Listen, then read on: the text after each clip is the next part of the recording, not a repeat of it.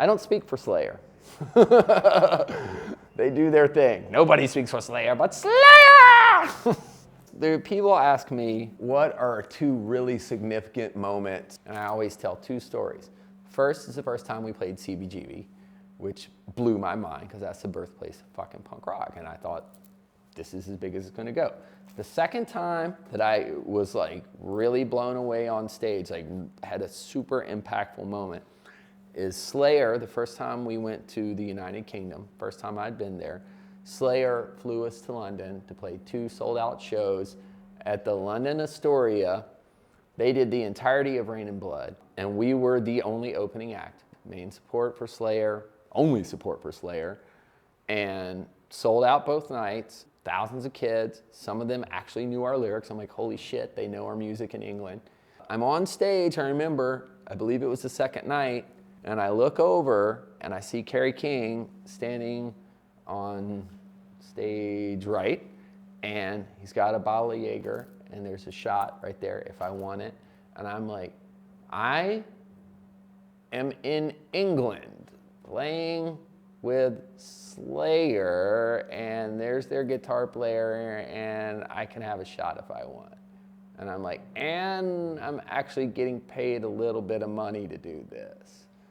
I was like, what the fuck is going on, man? You know? At that moment, I thought, whoa, this could maybe actually become a career. And we had already been a band for 8 or 9 years at that time. You know, grinding, coming home broke. We had fans, but I still got to go home and cook or go roofing or whatever, you know, to pay the bills.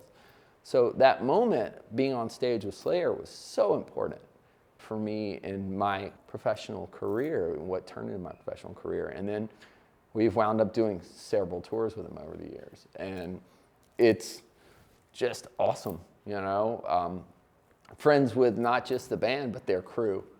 You know, they're like family to us. So Slayer's always been really good to my band, and they gave us a chance, you know, when we were still a younger band. And they've gotten, not just us, but a lot of bands. They put a lot of bands on, you know. They did that for Hatebreed too. So, you know, to be on their farewell tours, needless to say, it's a huge honor.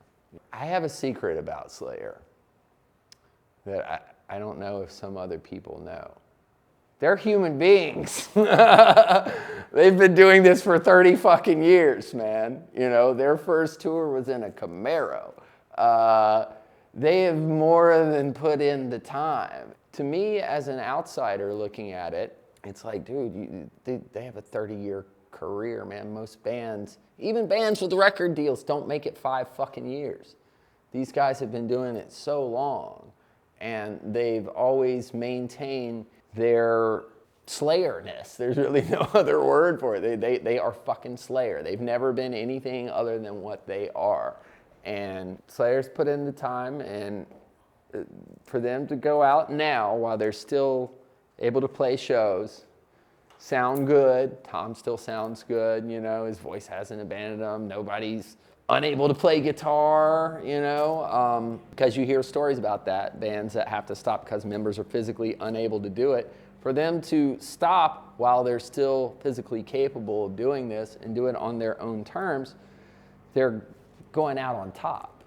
Rather than going out of like, remember Slayer was, when Slayer was awesome? They're going out as Slayer is awesome, you know? You can't fuck with that.